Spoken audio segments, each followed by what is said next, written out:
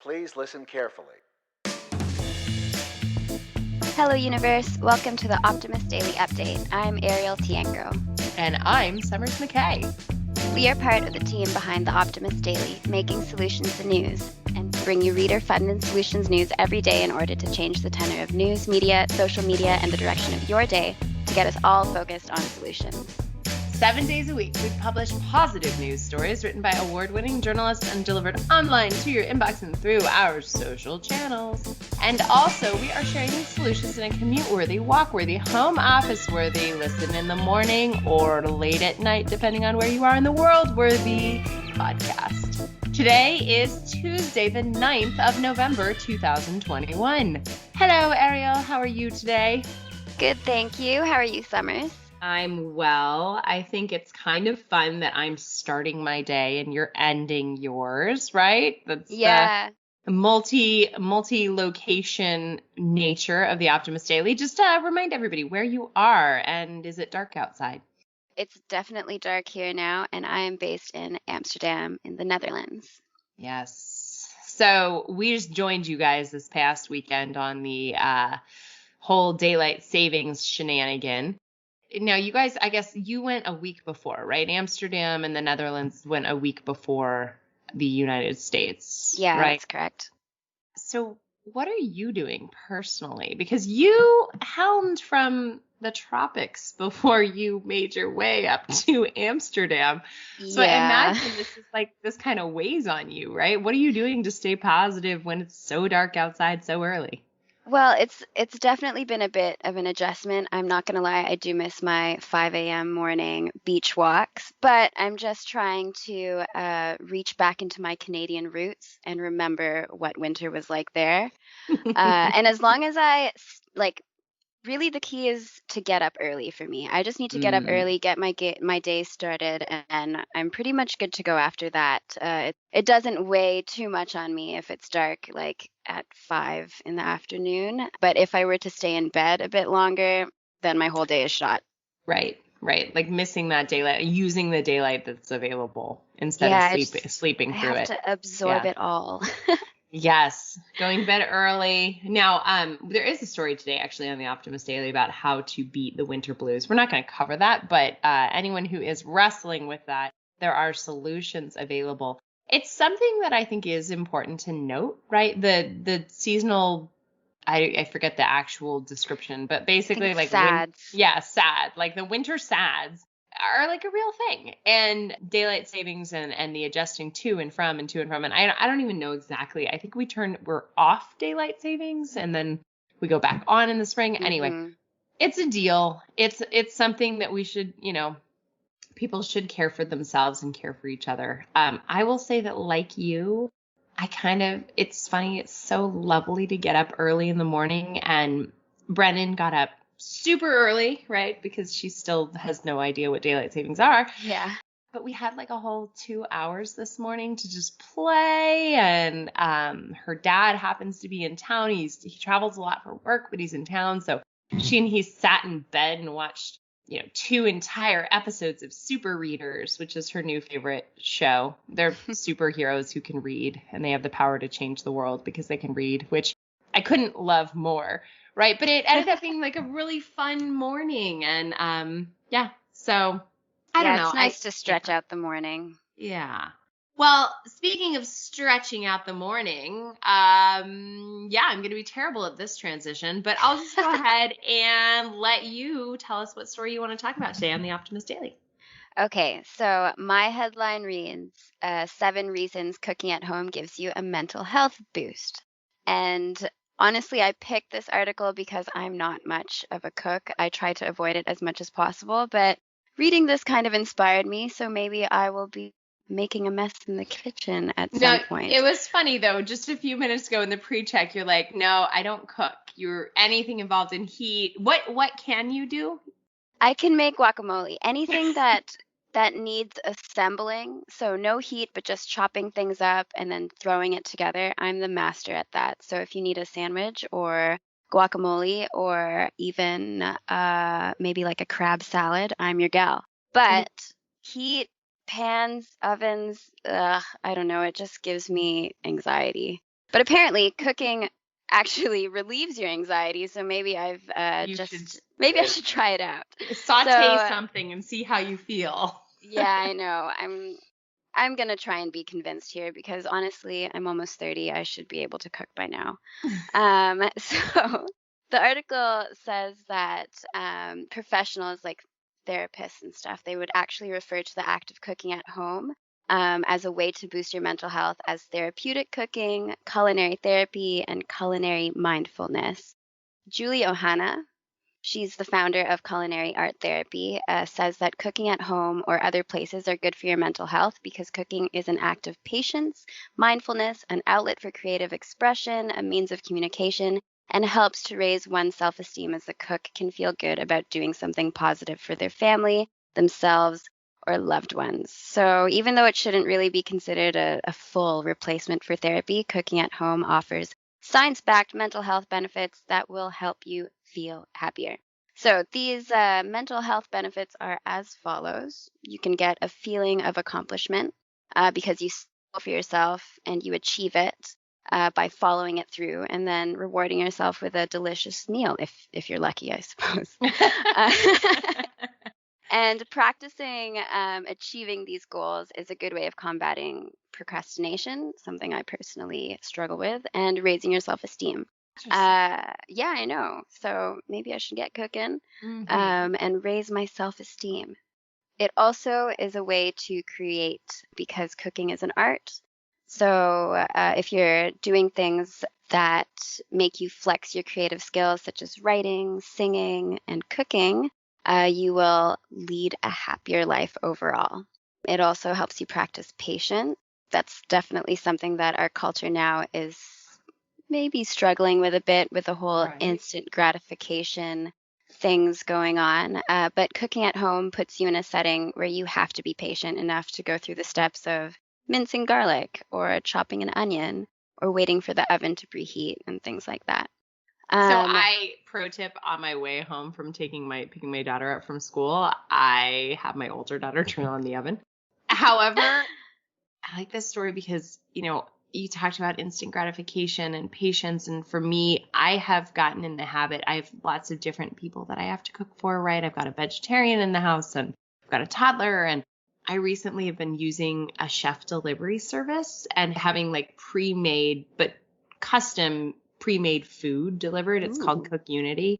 And I'm realizing because the last 3 nights, 4 nights really, because my parents were in town and then my husband was back in town and we cooked. Everybody cooked. And as efficient as it is for me to have the food delivered and just warmed up and boom, it's done, there's no dishes, it actually makes a really big difference. So anyway, I think you're right.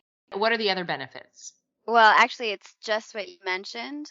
When you cook together, you connect with others. So that's another way that you can create a sense of community at your own home. And like delegating jobs, like deciding who's going to cut the veggies and who's in charge of rolling out fresh pasta. That will help everyone involved improve their communicative skills. And I think that's also really good.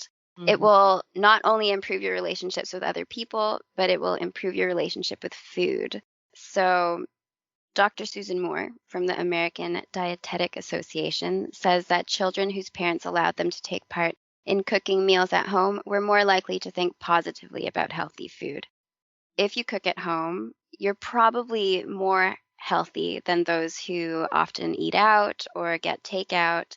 So, trying to cook at home at least a few nights a week can help you with any kind of health related goals that you might have. And as a bonus, it helps you get organized because you have to plan and prepare if you're going to be cooking a meal at home. Something that I could also improve on. I have kind of a dish obsession and like I hate dirty dishes. Oh, And I like my kitchen very clean. And this is where I exercise my control in the world, right? Like because I can't control a lot of things. I can't control my toddler. I can't control my husband. I can't control teenagers. I can't control the news cycle. I can't, but my kitchen being tidy, I can be the boss of that.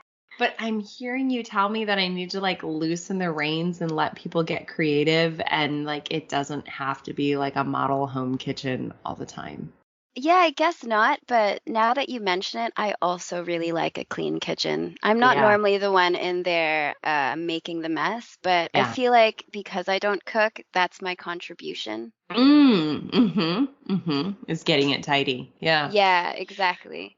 Well, we should all maybe pick up a spatula, cook something. I look forward to hearing next week when you're back on the pod. I want to hear what you cooked. I'm going to ask you Yeah. about this in a week's time, and everybody Oh listening, man. tune in on Tuesdays because that's when you get your Ariel.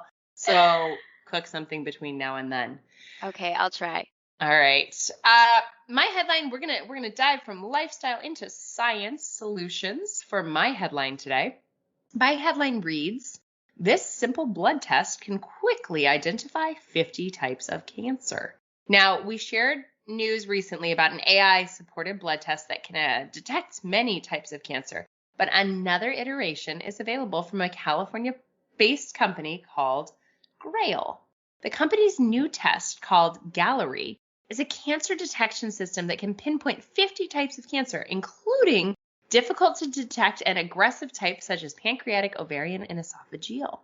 The test itself is a DNA signature reliant test. It tracks DNA that a cancer cell sheds. They find the sequence in teeny tiny bits of tumor derived DNA in the blood, and based on the patterns they see, they can reveal that there is a signal for cancer present. And this is detecting cancer very early. This is detecting where the cancer is coming from. That was like a pull quote from Dr. Julia Fijian, who is a member of the team that developed the test. I probably butchered her last name. It's Fayin, maybe. Anyway, Dr. Julia. We'll go with Dr. Julia. Now, the test only takes 10 business days. Mayo Clinic study had 6,600 participants, and the test had less than a 1% false positive rate. Right. So if you can imagine, false positives would be terrifying if Yeah. you got one. So that is really, really important. And of the thousands tested, 29 patients had signals that were followed by an accurate cancer diagnosis. Now, most insurance doesn't cover this test yet. It's, on the shelf at $950. But down the road, the test, once it receives FDA approval, will be a insurance covered test in certain cases. So this is pretty exciting, right? I think that the idea of being able to detect early and take action on cancer and not have to put patients through prolonged diagnostic processes, which can be really exhausting and really Hmm. scary. Recently I thought I was having a heart attack or dying, and it turned out I had kidney stones. Oh but no. but I'm not kidding. The thousands of dollars of tests. Now I have insurance, which I'm fortunate for, but thousands of dollars of tests to determine that it was kidney stones, to rule out cancer, to rule out heart disease, to rule out all of these things. And having an efficient test like this to have ruled out a lot of stuff might have been a quicker sort of path to healing. Hmm. Yeah, I guess the certainty is really what people need. Like just not knowing Mm-hmm. is a kind of torture. So, Yeah, absolutely. All right. Well, we have some other great headlines today. What do you see? all right. So another headline reads, you could soon produce green hydrogen yourself to power your home. Wait. You totally skipped over the headline I'm going to talk to you about. I thought you wouldn't notice. Okay, there is Uh-huh. another headline that says how singing improves your mental health, regardless of whether you're in key. To be clear, we joined this original recording on video, and Arielle was sitting there with her guitar, and I asked if she would sing. Can we expect that in the future, my dear? Well, I'm not going to make any promises, but I will have you know I'm heavily trained in karaoke thanks to my wonderful Filipino family. Mhm. Fabulous. But I don't know. I think I'm still fresh on the podcast, too fresh to unveil my singing. We're trying to get Ariel to put together the opening jingle, so stay tuned, it'll come.